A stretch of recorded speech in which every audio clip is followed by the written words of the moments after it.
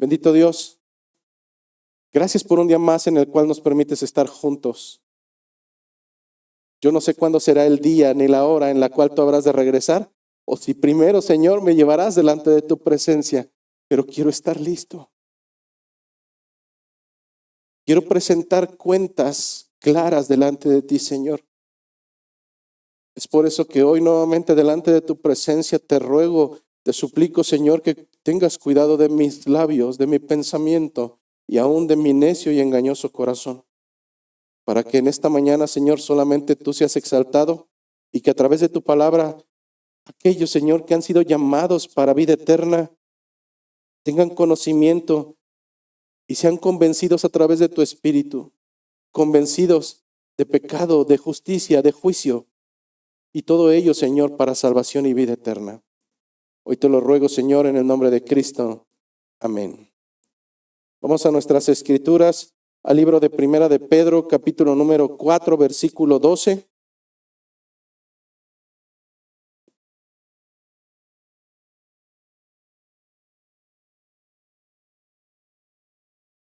Libro de Primera de Pedro, capítulo número 4, versículo 12 al 19. Y vamos a repetir nuevamente lo que leímos la semana pasada, las escrituras de nuestro Señor que dicen así: Amados, no os sorprendáis del fuego de prueba que os ha sobrevenido como si alguna cosa extraña os aconteciese, sino gozaos por cuanto sois partícipes de los padecimientos de Cristo, para que también en la revelación de su gloria os gocéis con su gran alegría.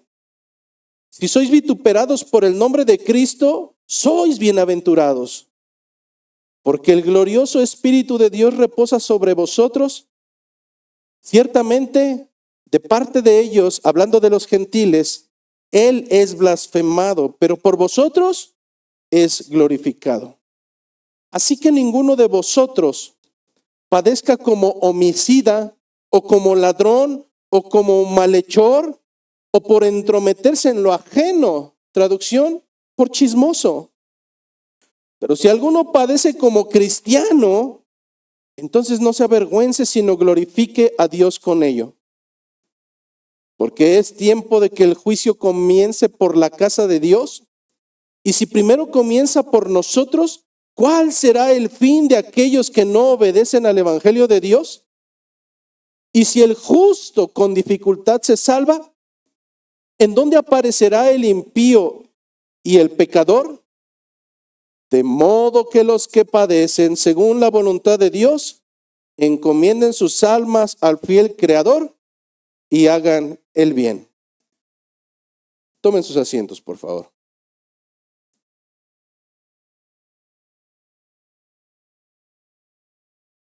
Aun cuando la temática central de una serie de mensajes que estoy considerando que sean de 3 a 4 mensajes y de los cuales ya hemos abarcado uno la semana pasada, aun cuando todos se engloban bajo la temática o el título de padeciendo como cristianos, la semana pasada cuando concluíamos los 2 primeros versículos, llegábamos al entendimiento de que este primer esquema o esta primera parte como subtítulo la nombraríamos: la prueba es parte de mi vida y debe ser motivo de gozo.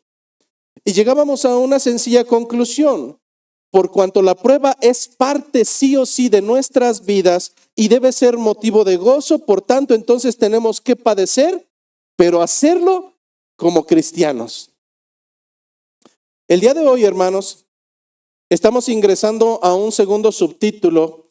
Si el Señor permite los tiempos, alcanzaremos a abarcar uno tercero. Pero el segundo de ellos precisamente tiene que ver con la distinción de cómo es que hay, al menos a los ojos de Pedro, no que sean las únicas, pero hay 2 maneras en las cuales un ser humano, independientemente de que sea creyente o no, un ser humano puede padecer, motivos por los que puede padecer. Más adelante retomaremos esto, pero bajo el entendido y la visión de Pedro, hay 2 maneras que una persona que conoce del evangelio puede padecer. Y en ocasiones el pensamiento se puede ir pensando que esos padecimientos son a causa de otro motivo cuando no lo es. El primer motivo por el cual Pedro implícitamente está hablando a hermanos que están padeciendo ya las marcas de haber seguido a Jesucristo, les deja claridad que eso es normal, que eso es de alguna manera habitual y será habitual, y por lo cual no es necesario ni debiera ser justo que cuando llegue ese momento de tribulación, ellos se sorprendan como si algo eso fuera extraño cuando no lo es así. En este entendido, hermanos, en algunas ocasiones el creyente moderno, cuyas características se encuentran centradas en la apatía, en la mediocridad, en la tibieza, en la falta de compromiso con el evangelio, en muchas de las ocasiones confundirán los momentos de tribulación que vienen a causa de su propio pecado, de su propia tibieza, de su propia concupiscencia, y en algunos momentos incluso se atreverán a decir que esos padecimientos son a causa del evangelio cuando nunca fueron así. En este sentido, hermanos, es necesario a la luz de las Escrituras y de este segmento que comprendamos que Pedro está haciendo esa distinción. Que Pedro está haciendo la distinción entre ser humillado a causa de Cristo, y lo cual es motivo de orgullo y bienaventuranza, y más adelante en el apartado 3, cómo es que padecer a causa del pecado, eso en ningún momento puede ser catalogado como causa de ser creyente. En este sentido, hermanos, la semana pasada, a manera de hacer una recapitulación y que no quedemos separados de la carta, el postulado anterior, la semana pasada veíamos cómo a la luz de las Escrituras hay algo seguro para el creyente. Voy a regresar un poco y voy a rebobinar. A la luz de las Escrituras hay algo totalmente seguro para el verdadero creyente.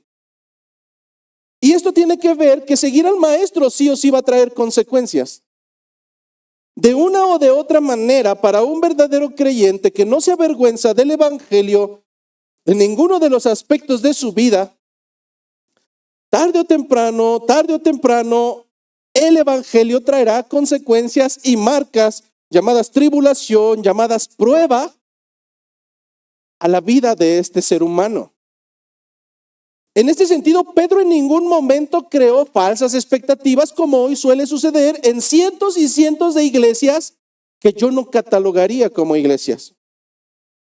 Cuevas de Satanás, donde no importa que camines en suciedad, donde no importa que camines en tibieza, donde no importa que no te comprometas con el evangelio y tu vida no se acerque para nada a la santidad, y en la cual simplemente el propósito inicial será que seas partícipe económicamente para la salvedad y la bienaventuranza de una familia que saldrá de su pobreza, la del pastor.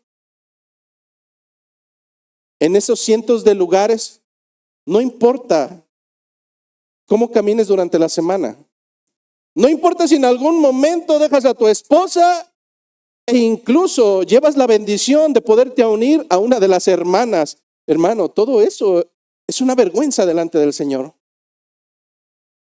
Pero al menos quiero dejar claro que en este lugar no es así. Y que si bien en algún momento hemos bajado un poco la guardia, es tiempo de retomar y levantar los postulados de nuestro Señor. Pero al menos aquí no tenemos el pensamiento ni el entendimiento de que decirte ven a Cristo va a restaurar tu matrimonio, ven a Cristo y tu esposo va a dejar el alcoholismo, ven a Cristo. No, hermano, no. Jesucristo no es un genio de la lámpara maravillosa al cual tengo que acercarme para recibir favores. Eso no es lo que me dictan las Escrituras. De tal manera que hay algo que sí me asegura y de lo cual Pedro y Pablo, esencialmente junto a Jesucristo, dejaron claridad que sí vendría a causa del evangelio. Ellos no crearon falsas expectativas Ellos dejaron claridad que el plan de vida de un creyente viene acompañado con un hermoso combo de dificultades, de sufrimientos y de dolores, al igual que nuestro maestro lo pasó. Nosotros, siendo sus seguidores, no podemos aspirar a algo menor.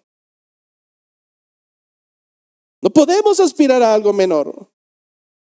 Si a nuestro Señor le llamaron Belcebú, Satanás, ¿a qué puedes aspirar tú siendo uno de los seguidores? En esta mañana no me gustaría crear falsas expectativas. Me gustaría decirte que si realmente buscas cumplir el mandato más hermoso del Señor, el amar al Señor tu Dios con todo tu corazón, y no solamente a medias, y no solamente con las limosnas, y no solamente con lo que resta en tu corazón, si realmente pretendes amar al Señor con todo tu corazón, eso traerá consecuencias, y las consecuencias llegarán por aquellos que menos esperas, inicialmente por tu familia en sangre. Después le seguirán aquellos que decían que eran tus amigos. No tardará mucho tiempo en que tu círculo laboral y en otros aspectos más lo mismo vuelva a suceder.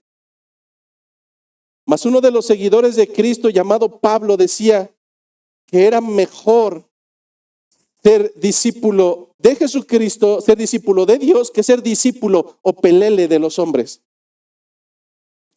En esta mañana, hermano, de verdad, recapitula tus pasos y medita por un momento cómo has estado caminando los últimos meses, de dónde provienen esas marcas, si realmente provienen del Señor o provienen de algún otro lugar.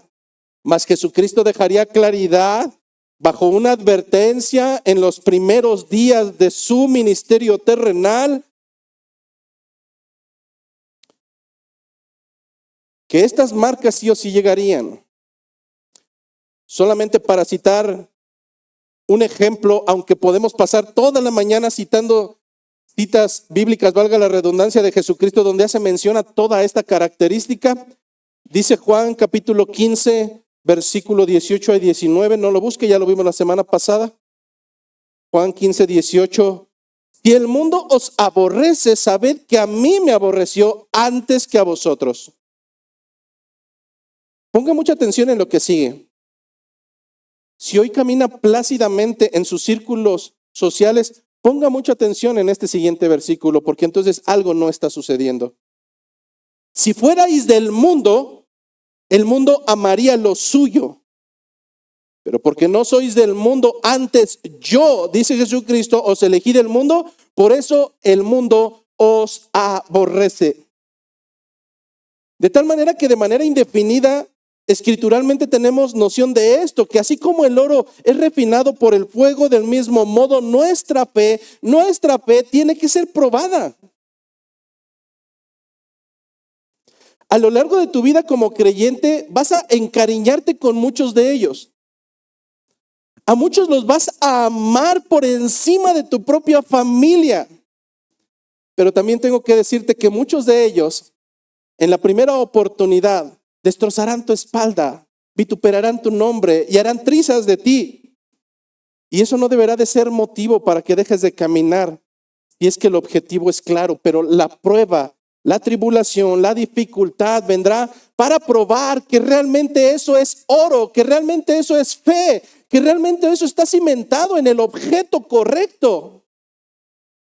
De lo contrario, lo único que sucederá con el fuego es que la basura se quemará. Así como el fuego quema la hojarasca, la prueba separa la fe verdadera del fingimiento. Así que la prueba, hermanos, es tomada o debiera de ser tomada por cada uno de los verdaderos creyentes, no como una sorpresa, sino como un motivo de gozo.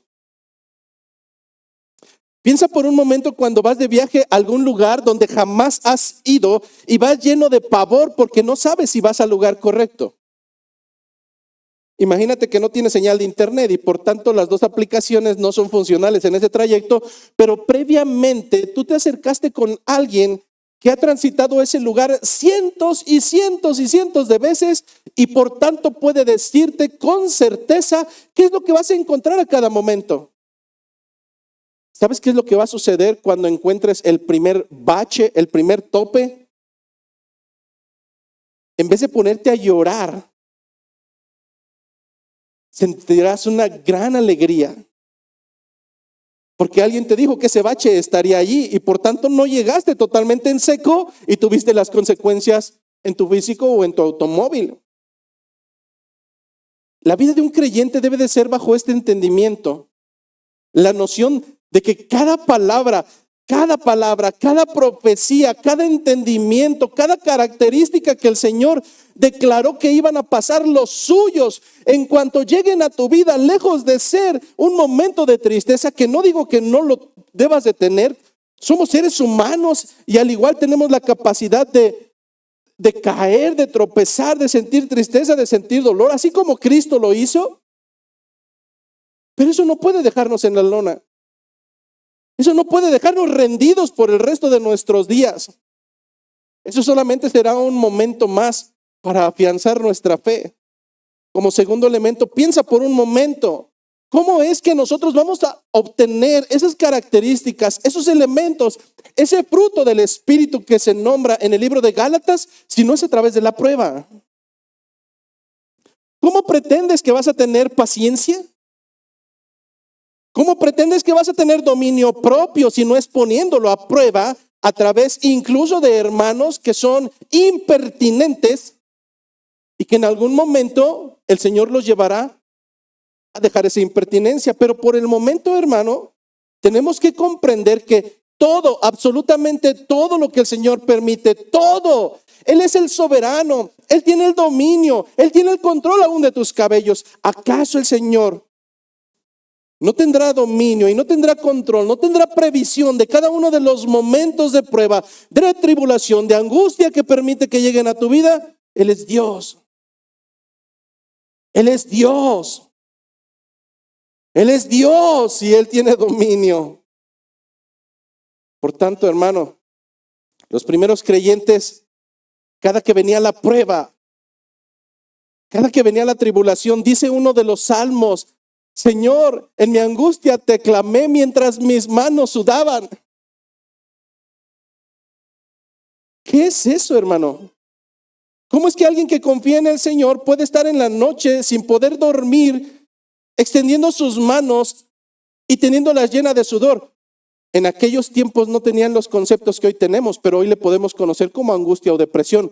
¿Acaso no es factible que un creyente llegue a ese grado? Por supuesto que sí, hermano.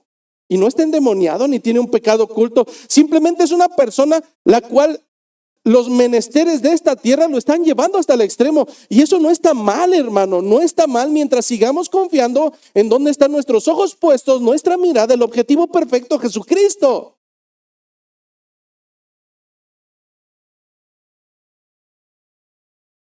La tribulación ha llegado a mi vida hasta el grado de perder el sueño durante días y semanas, hermano, y eso no está mal. Mi vida no ha estado ausente de angustias y de momentos en los cuales clamarle: Señor, Señor, ya termina con esto, por favor. Pero su gracia y su misericordia, su gracia y su misericordia me siguen sosteniendo hasta el día de hoy. Y porque escrito está, puedo decir que hasta el último de mis días así sucederá. Así es que, hermanos, aquellos hombres que no tuvieron contacto con Cristo estaban totalmente en gozo y en éxtasis cada que sus vidas eran atribuladas por la prueba. Porque ellos daban cuenta que una a una las profecías predichas 1500, 700, 400 años atrás, una a una se estaban cumpliendo en la figura de su amado Señor Jesucristo. Al menos 300 profecías escritas en un periodo de más de 1000 años, cumplidas en un solo ser humano que es totalmente hombre y que es totalmente Dios, el Cristo encarnado. Cristo nace de una virgen. Cristo, el Dios, el Logos, el Verbo, el cual desde el principio ha sido, se encarna en cuerpo humano, en humillación, para venir a pagar como humano las faltas que nosotros nunca hemos sido capaces de poder contrarrestar ni congraciarnos delante del Señor. Como fue escrito, todos y cada uno de las partes de su cuerpo fueron laceradas. Mas ese mismo Dios no vio corrupción.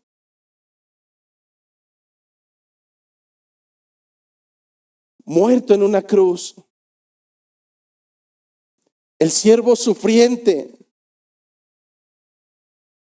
sin pecado, mas hecho pecado por nosotros.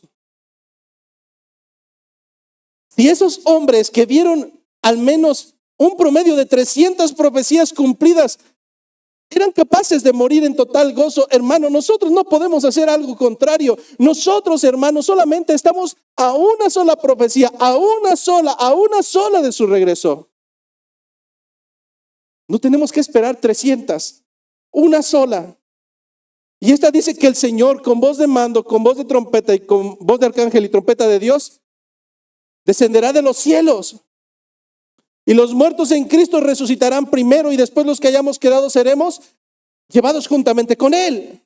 Hermano, tú y yo solamente tenemos que esperar un solo evento para poder entrar en el gozo eterno de nuestro Señor. Y aún así, cuando hay un gozo que está prometido para nosotros, nos angustiamos por el gas, por el agua, por la enfermedad, por la tribulación, por el vituperio. El consejo de Pedro sigue siendo exactamente lo mismo después de tantos siglos. No te sorprendas cuando venga el periodo de prueba. No te sorprendas como si fuera fuego extraño, porque esto seguirá pasando el resto de tus días si es que tú amas al Señor con todo tu corazón. Por tanto, es importante identificar, hermano, es necesario identificar cuál es el motivo de mis padecimientos. ¿Cuál es el motivo de mis padecimientos? Mencionamos anteriormente, Pedro identifica dos, y no quiero decir o atreverme a decir que solamente sean estos dos, pero Pedro identificó dos motivos para poder padecer en esta tierra. O padeces a causa de Cristo, o padeces a causa de tus propios pecados. Ambos tienen consecuencias decisivas para tu vida humana y espiritual. Y por tanto, hermano, creo que esto valdría la pena ser honestos e identificar de dónde están proveniendo, de dónde provienen mis tribulaciones, de dónde provienen mis angustias. Para poder entrar en el tema de manera oficial, tengo que decir que para nadie, a manera de introducción, para nadie es ajeno lo que está aconteciendo en nuestra modernidad alrededor del mundo. Todos y cada uno de nosotros, en esto que llamamos modernidad, tenemos acceso a la información en tiempo real. No pasa ni un solo momento en el cual a través de una red social, a través de la televisión, a través de las noticias nos demos cuenta qué es lo que está sucediendo en la actualidad. Y especialmente creo que en las últimas semanas o meses hay un personaje que ha robado la atención de las primeras planas. Hay un personaje que ha robado la atención de los horarios estelares en las noticias, y sin lugar a dudas, es el presidente de nuestra nación vecina llamada Estados Unidos.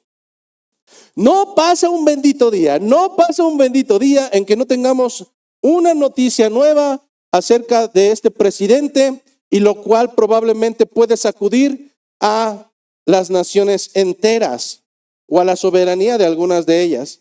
Sin embargo, creo que como mexicanos hay dos noticias que en verdad nos tienen al tanto.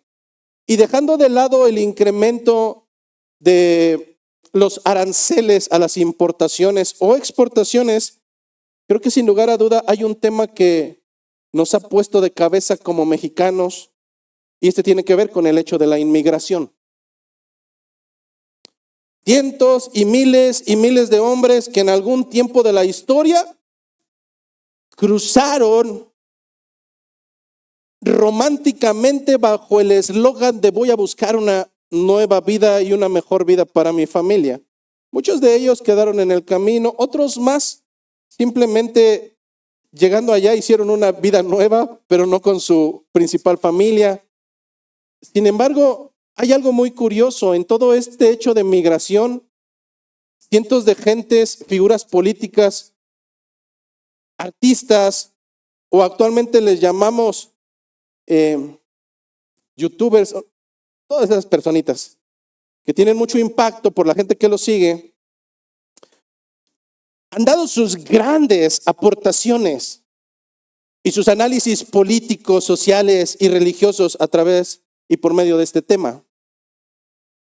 Pero lo que más me causó a mí curiosidad fue la manera en cómo se expresó una mujer que, siendo indocumentada, fue entrevistada por una cadena mexicana en Estados Unidos. Citaré literalmente sus palabras. Cuando le cuestionaron qué opinaba acerca de toda esta nueva política de migración, esta mujer dijo así: yo no he cometido ningún delito. No he robado, no he matado, y sin embargo me quieren tratar como a un criminal, cuando lo único que he hecho es vivir en esta nación. Sentimentalmente muchos pudiéramos estar de acuerdo o no, pero yo quiero el día de hoy apelar a la legalidad, no a lo que dice la gente, no a lo que creen, consideran, piensan o enarbolan, sino a lo que legalmente dicen los postulados para poner orden. De acuerdo a la ley de la soberanía de cualquier nación, ingresar dentro de un territorio de forma ilegal, de hecho así les conocemos los ilegales, los indocumentados, a la luz de la legalidad, esto es un delito. De tal manera que dentro de la objetividad legal, lo que esta mujer está percibiendo como las consecuencias de algo que no es correcto, porque ella no ha violado ninguna legalidad, a los ojos de la legalidad, ella tiene que ser tratada como un delincuente que cruzó la soberanía de las líneas fronterizas de una nación, no bajo los términos legales, sino como lo hace un criminal. En este sentido, piensa por un momento. Si a un ilegal, y no es que tenga que ver con el tema, quiero ponerlo solamente como ejemplo en los términos de la ley. Si un ilegal es tomado en esa nación y lo esposan y lo suben a una camioneta y lo traen de regreso, él podrá decir, bueno, oren por mí porque estoy pasando por tribulación, estoy pasando por angustia, estoy pasando por injusticia. Bueno, lo que nosotros tenemos que hacer el día de hoy a la luz de Primera de Pedro, capítulo número 4, es visualizar si realmente él está pasando las consecuencias, las tribulaciones a causa del evangelio como hermano en Cristo o a causa de su rebeldía y de haber violado los estatutos terrenales de una nación. Es de esta manera, hermanos, que quiero comenzar a introducir el tema del día de hoy bajo el entendido de que algo muy similar sucede en la carrera de la fe. Nosotros podemos correr la carrera de la fe de una manera muy similar y yo puedo correr la carrera de una manera legal, de una manera bíblica, y esto traerá consecuencias implícitas no solamente en mi vida terrenal, sino en la eternidad, hermanos. Pero del mismo modo que puedo correr la carrera de una manera legal, del mismo modo correr la carrera de la fe de forma ilegal, alejado de los estatutos, los mandatos, las doctrinas, los decretos de Dios, tarde o temprano traerá consecuencias implícitas, no solamente para esta vida terrenal, sino para la vida eterna. Es por eso, hermanos, que el día de hoy, este segundo apartado nos dice, ser humillado a causa de Cristo es motivo de orgullo y bienaventuranza. Comencemos primero por la forma legal de correr la carrera. Comencemos primeramente por la forma legal de correr la carrera de la fe. Dicen los versículos 14 y 16 de nuestro texto base. Versículos 14 y 16 de Primera de Pedro, capítulo número 4. El versículo 14 dice, si sois vituperados por el nombre de Cristo, sois bienaventurados, porque el glorioso Espíritu de Dios reposa sobre vosotros. Ciertamente de parte de ellos, Él es blasfemado. ¿Quién? Jesucristo es blasfemado, pero por vosotros es glorificado. Versículo 16. Pero si alguno padece como cristiano, no se avergüence, sino glorifique a Dios por ello. Veamos de qué trata todo esto, hermano, porque tiene conceptos que usualmente pudiéramos conocer o suponer. En mis espacios laborales tengo gente conocida que utiliza palabras y cuando le digo, bueno, ¿qué significa esa palabra? No sabe qué decirme. Y la utiliza como para que se escuche padre, pero no tiene ni jota de idea qué significa. Vamos a adentrarnos un poco a través de qué significa esto de que si soy vituperado por el nombre de Cristo, voy a ser bienaventurado. La primera palabra que tenemos que traer a colación es vituperio. La palabra vituperio se traduce como ser humillado y usualmente se hace la humillación de manera verbal. El primer entendimiento es que hay una altísima y casi certera posibilidad que seguir como siervo de Jesucristo al Maestro va a traer insultos, va a traer humillación y en muchas de las ocasiones va a ser de carácter verbal. Pero lo que me está diciendo el apóstol Pedro es que si somos humillados a causa de Cristo, debemos conocernos y debemos considerarnos como bienaventurados. Ahora la pregunta es, pastor, ya sabemos qué significa vituperio, pero ahora es necesario entender qué significa bienaventurado. Para poder comprender este concepto es necesario ir a teología sistemática bíblica. Teología bíblica sistemática. Dentro de la teología sistemática nosotros entendemos que en la personalidad de Dios existen atributos. Un atributo no es otra cosa más que una característica implícita a una persona y la cual la distingue por encima de los demás. Nuevamente, un atributo es una característica distintiva de una persona que le distingue por encima de los demás.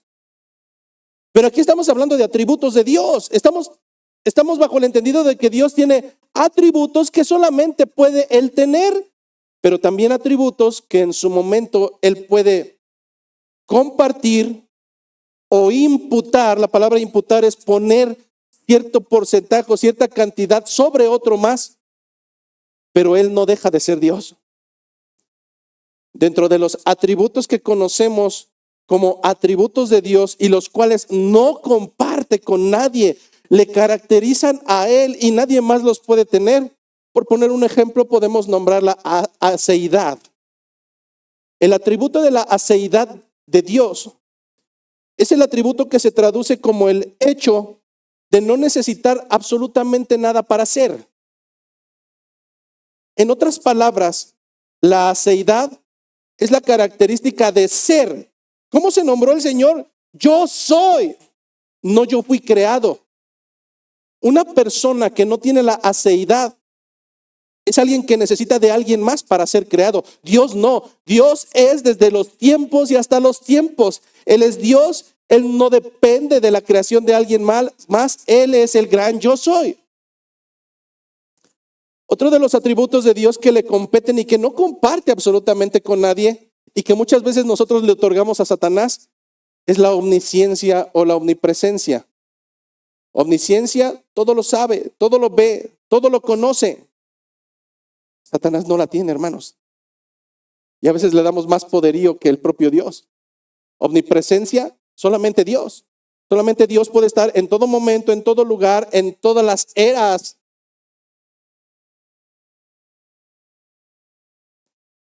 Uno último pudiera ser la inmutabilidad.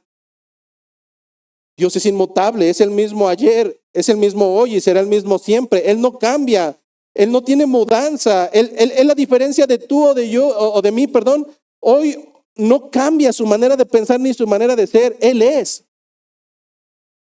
Pero hay otros atributos los cuales al Señor le ha placido compartirlos con nosotros. Nosotros entendemos que mientras Dios es justo, nosotros somos justificados. Nosotros no somos justos, nosotros somos justificados. Tenemos el atributo de la justificación, pero no por nuestras obras, sino por los méritos de Cristo. Nosotros conocemos que el Señor es santo. En toda la pulcritud de la palabra, su santidad es grandísima. Pero al Señor le ha placido que cada uno de nosotros, conforme a su llamado, Él comparta su santidad, la imputación. No es que nosotros seamos santos, nosotros tenemos una santidad imputada, es decir, una característica que proviene de Dios. Bueno, hay un atributo que es al cual hace referencia bienaventuranza. La bienaventuranza hace referencia a la bondad, pero a la bondad en el reflejo de gozo, de tal manera que si nosotros dijéramos, te regalaron una camioneta por cualquier motivo, por lograr algo en tu vida, no sé, pero te regalaron una camioneta. Bueno, ¿quién recibe una camioneta sin una sonrisa? ¿Quién recibe una camioneta que no le costó nada con gozo? Pero ese gozo, por más grande que sea, no lo podemos llamar bienaventuranza por el hecho de que ese gozo proviene de un bien material. La bienaventuranza como característica de gozo es una bienaventuranza que proviene desde las propias entrañas de Dios, pues Él es el origen de la bondad en su totalidad y el motivo de gozo. La traducción de la palabra bienaventuranza entonces se traduce como un gozo más que profundo, y lo que lo hace diferente es de dónde proviene ese gozo. Ese gozo proviene única, exclusiva y de las profundidades de Dios mismo, de su bondad. Es aquí donde empieza a tomar un poco de sentido. Porque alguien que es vituperado puede sentirse bienaventurado. Porque alguien que es insultado puede sentirse con gozo. Diríamos, ¿estás tonto? ¿Tienes retraso? ¿Qué pasa contigo? Bueno, es que tú no lo puedes comprender. Tú no puedes comprender ese gozo porque ese gozo proviene de las mismas entrañas del corazón del Espíritu de Dios. Luego entonces, esto cobra sentido bajo el entendido de las propias palabras de Jesucristo. Remontémonos al momento en el cual Él comienza su ministerio terrenal y Él comienza a dar una serie de conceptos en lo que hoy magistralmente conocemos como el Sermón del Monte, que abarca los capítulos 5, 6 y 7 del libro de Mateo. Pero vayamos al capítulo número 5. En el capítulo número 5, Cristo comienza ese hermoso sermón con una serie de palabras que en su momento probablemente nadie comprendió. Ese sermón tiene una característica muy peculiar. Usualmente Jesucristo predicaba a las multitudes, incluso se podía montar en una lancha para que todos pudieran estar presentes a la orilla del mar y que sus palabras fueran audibles, el púlpito más bello que el Señor pudo encontrar. Pero este sermón es totalmente diferente. En el capítulo número 5 de Mateo podemos encontrar cómo es que se nos dice que Jesús se apartó con sus discípulos. Este sermón fue exclusivo para ellos. ¿Por qué tener un sermón exclusivo para sus discípulos? Porque con el tiempo solamente ellos comprenderían estos textos donde llamaríamos y ahora conocemos como las bienaventuranzas.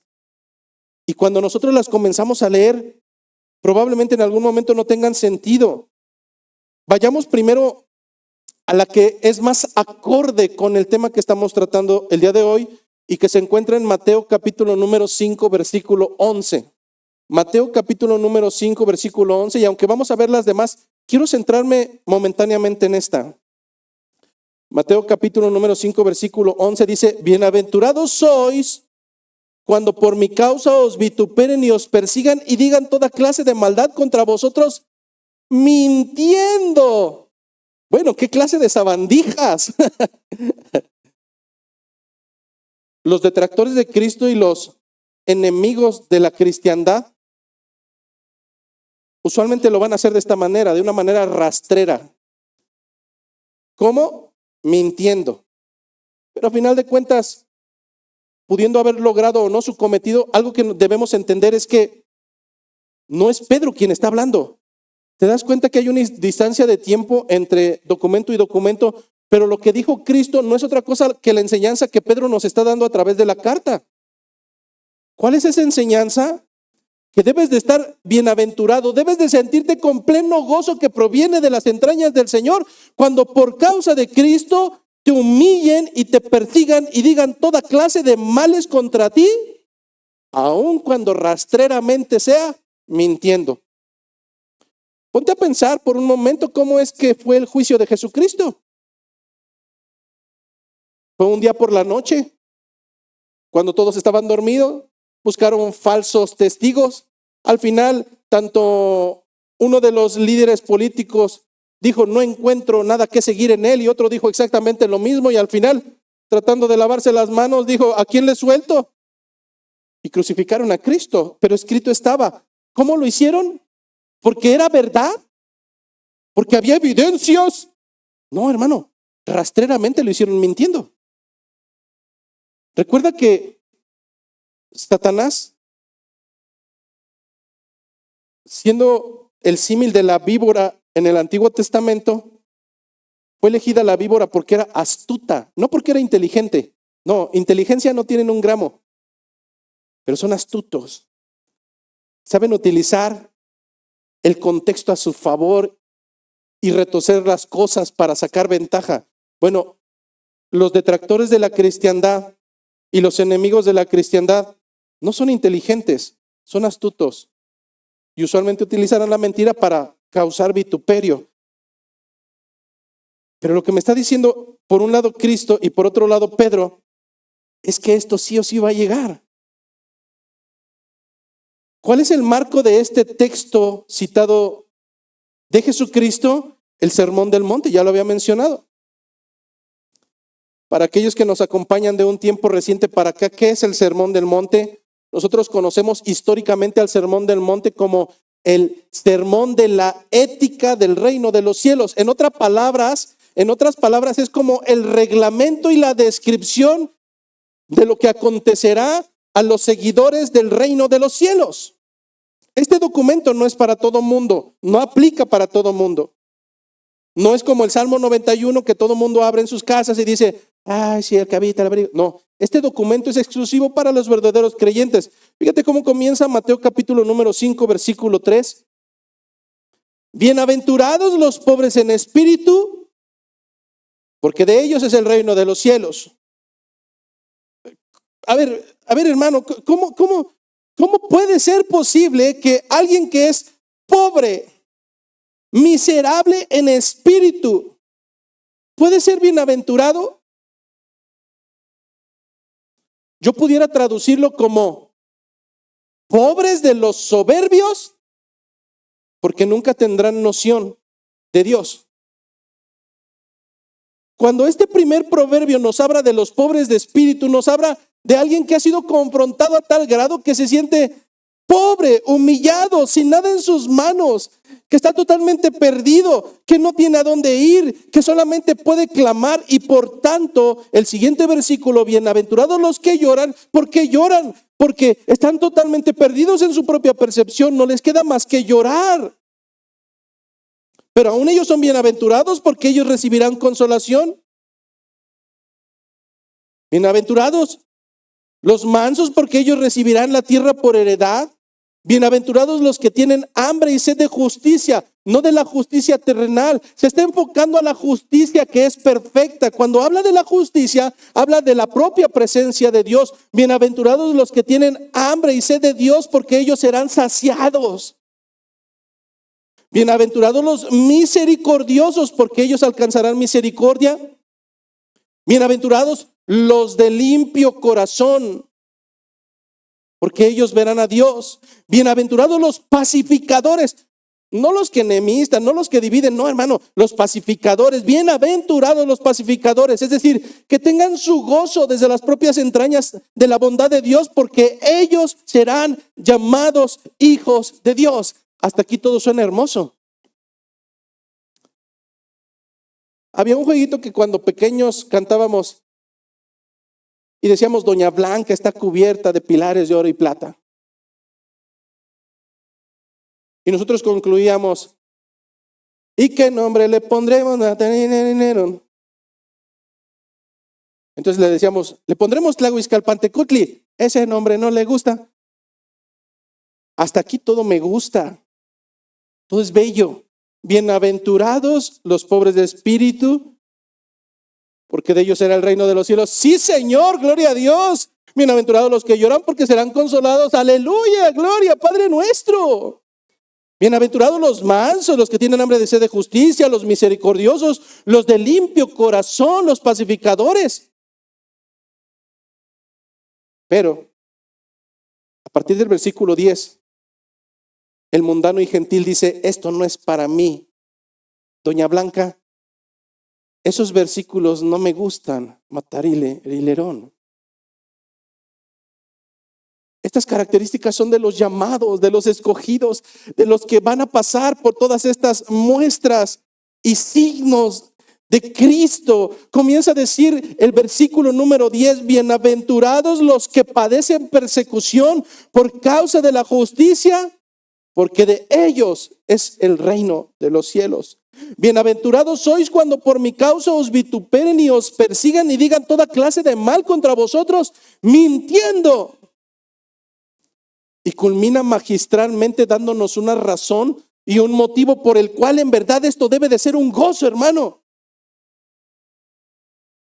De verdad deberías estar entristecido si no ha venido todavía la tribulación a causa del evangelio a tu vida. Deberías de estar totalmente aterrado si tu vida es tranquila, relax, bien nice, como creyente. Porque entonces hay una alta probabilidad de que vayas en el camino equivocado. Versículo 12. Gozaos, gozaos y alegraos. ¿Por qué? Porque vuestro galardón es grande en los cielos. Porque así persiguieron a los profetas que fueron antes de vosotros. El camino del reino de los cielos en esta tierra es una carrera, hermano. Y aunque a diferencia de una carrera solamente uno llega, en esta carrera habrá varios que llegaremos. ¿Sabes qué es lo más hermoso? Que el Señor dice que allá en el cielo nos espera un galardón. ¿Qué es un galardón? Un galardón se traduce como un trofeo, como un premio, como una recompensa. ¿Sabes qué? Te soy honesto. Yo le he rogado al Señor y le digo: no importa que no me des un galardón, no importa que no me des nada, Señor, pero permíteme entrar delante de tu presencia al final de mis días.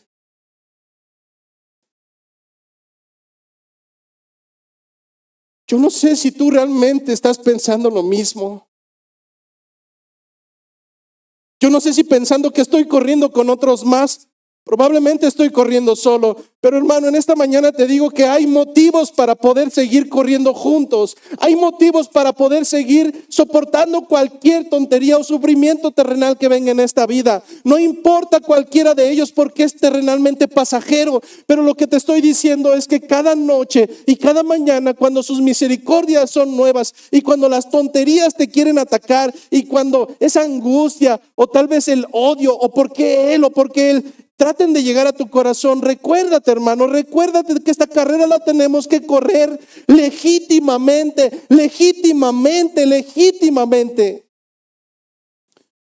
Y que si el Señor te tiene o no un galardón al final de tus días, no importa, porque Él será el mejor de los galardones que podamos tener al final. Si hay premio o no hay premio, si hay galardón o no hay galardón. Señor, permíteme verte cara a cara, ver tu rostro, porque toda mi vida estuve corriendo por ti. Pero si estás corriendo ilegítimamente, ¿qué esperas recibir? ¿A dónde quieres llegar? Hermano, no vaya a ser que poniendo todo tu esmero en la mayor cantidad de cosas en esta tierra, ninguna de ellas haya sido ordenada por tu Señor. Por ello, hermano, no te asombres cuando llegue la tribulación a causa del nombre de Cristo. Usualmente no me gusta hablar de mi vida porque es aburrida y es fastidiosa en el sentido terrenal. No me eche ojos, esposa, porque vivir a tu lado ha sido una maravilla. Pero tú te has de acordar, recién convertido, un jovencito de 22 años con su pasión y su euforia por la cristiandad. No le importaba absolutamente nada, solamente el Señor. Le plació sacarlo de la sociedad. Pero seguramente te acordarás que recién íbamos a ser papás. Había un buen trabajo, había un buen ingreso. Sin embargo, un fortuito día, a consecuencia de la fe y a consecuencia de decir la verdad,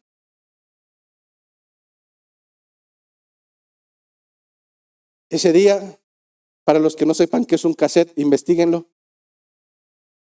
Pero ese día, de un día para otro, perder tu trabajo, tu hijo ya viene, no tienes nada, pero lo tienes todo.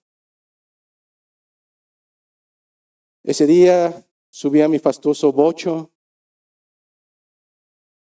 puse mi cassette de alabanzas. Antes se los tiraba, pero ya después ya no. Y mientras manejaba mi casa, lloraba como bebé. Pero no era de tristeza, hermano, no era de angustia. Era de gozo. Era de ver cómo es que la palabra es viva y eficaz y se cumple a cada instante, y a través de Cristo y por Cristo seremos llamados a tener esta serie de penalidades donde nuestra fe va a tener que ser probada.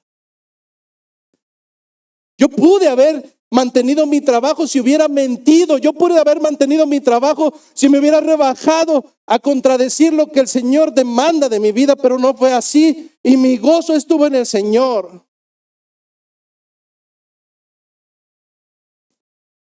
Es entonces que cuando demando, ¿dónde está tu primer amor? ¿Dónde está tu primer amor, hermano? Es porque en verdad, si no lo tienes, algo anda mal. Yo no niego que cuando vienen las tribulaciones, y mayormente aquellas que te quitan el sueño y te dejan medio calvo, te dejan ojeras, te trastocan, hermano, pero nuevamente es el medio por el cual el Señor nos fortifica. Cuando nosotros hoy en día decimos que somos cristianos, lo decimos a veces con mucho orgullo. Los artistas ahora, cuando dicen soy cristiano, les aplauden y les hacen bulla y gloria a Dios, sí. Lo que debemos entender es que este nombre no surgió con un motivo de gozo y de orgullo. Nació como un sinónimo de burla para aquellos que seguían a Cristo. En las Escrituras solamente vas a encontrar la palabra cristiano en 3 ocasiones, no más, solamente 3. La primera de ellas, en Hechos de los Apóstoles, capítulo 11, tú recordarás que se nos narra cómo en aquellos tiempos se les comenzó a decir por primera vez cristianos en Antioquía. Entre los judíos, ellos mismos decían, no, esos no son judíos, esos son cristianos. Era manera de burla. En segunda ocasión aparece en el mismo libro de Hechos de los Apóstoles, capítulo número 26, y estas palabras de cristianos surgen en la boca de un gentil llamado el rey Agripa II, el cual, burlándose de Pablo por tanta elocuencia, Pablo ya lo había casi convencido de la cristiandad, y el rey Agripa II, rey de Judea, le dice a Pablo, por poco con tus argumentos haces de mí un cristiano. La tercera ocasión donde se nombra y última es justamente en Primera de Pedro 4, donde se nos dice que si vas a sufrir, hazlo como lo hace un siervo de Dios. Si vas a pasar por tribulación, que sea a causa de Él, pero sobre todo que lo hagas como un cristiano.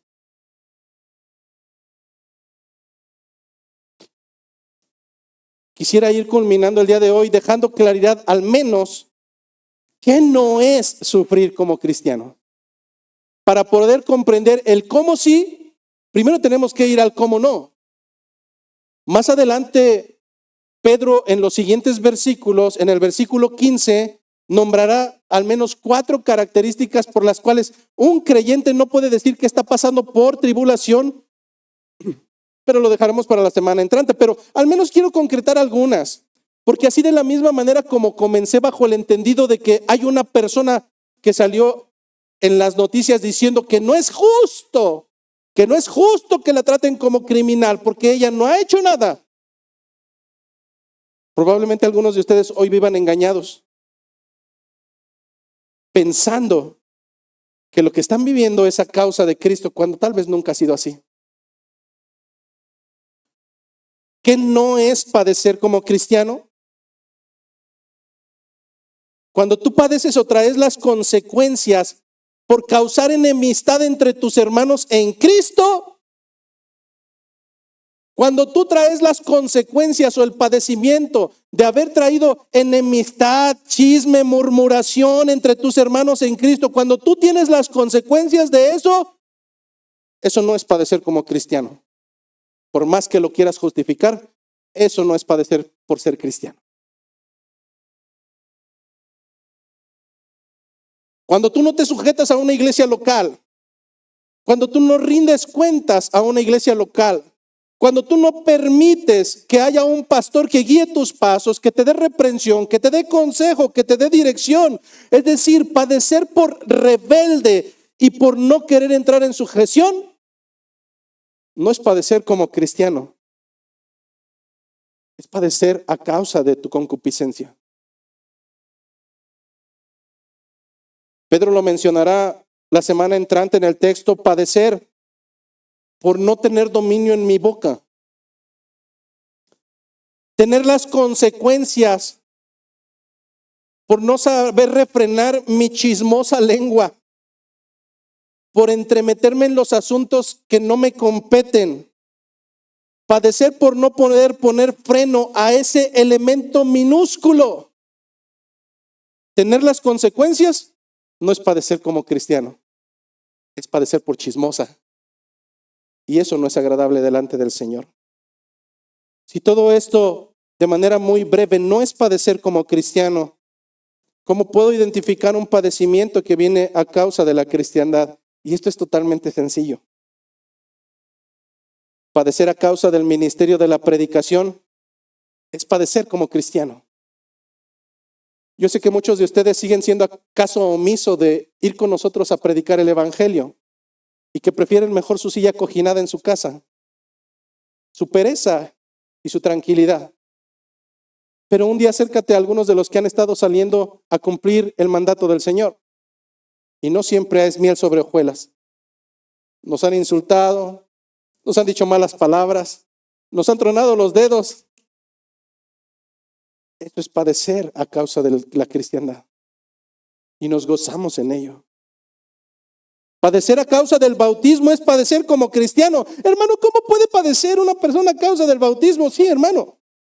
Tenemos entre nosotros, incluyendo a su servidor, personas que en el momento en que decimos a nuestras familias, me voy a bautizar en la cristiandad, mejor te hubieras muerto. Te preferíamos como eras antes, a punto de la muerte y de la suciedad. ¿Y eso importa? No, hermano, es un gozo.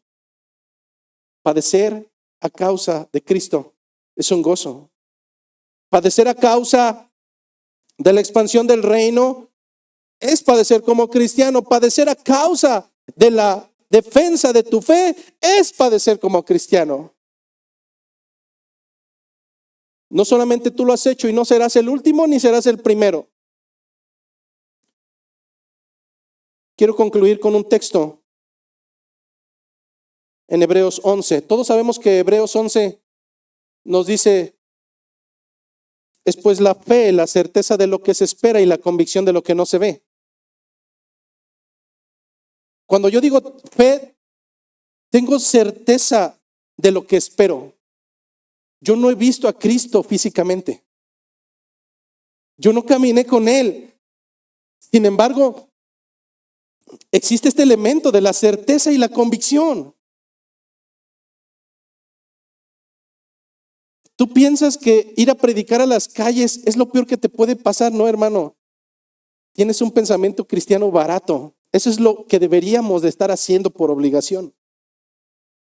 Extender el evangelio de Cristo.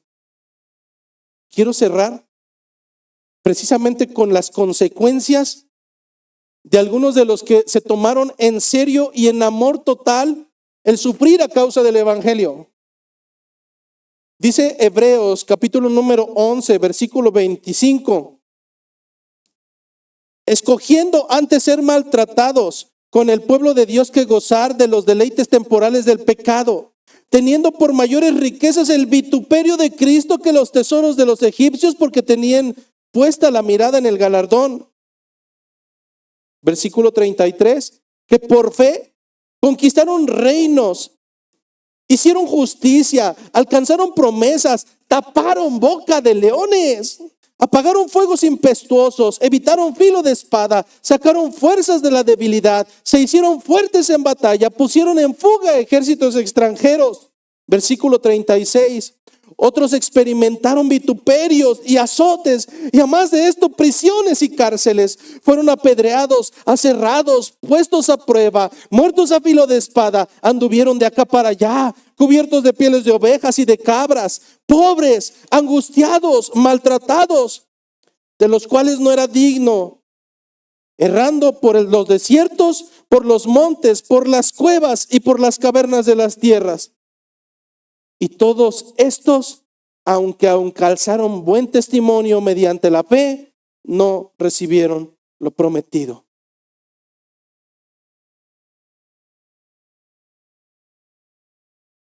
Hombres y mujeres que estuvieron dispuestos a poner,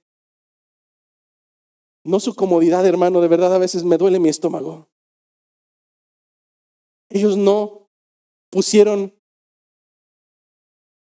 en entredicho su comodidad. No, ellos estuvieron dispuestos a dar su propia vida por el maestro.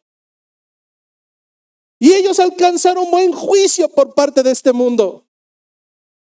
Ponte a pensar de verdad en esta mañana. Ponte a pensar en esta mañana si en verdad eres un seguidor de Jesucristo. Si en verdad estás llevando las marcas del maestro. Si en verdad es que estás sufriendo el vituperio a causa del evangelio y no a causa de tu propio pecado. Que la gracia, que la paz, pero sobre todo, hermanos, la misericordia del Señor sea con cada uno de nosotros. Recuerda que mientras hay vida, hay esperanza. Deja de jugar al cristiano. Gracia y paz.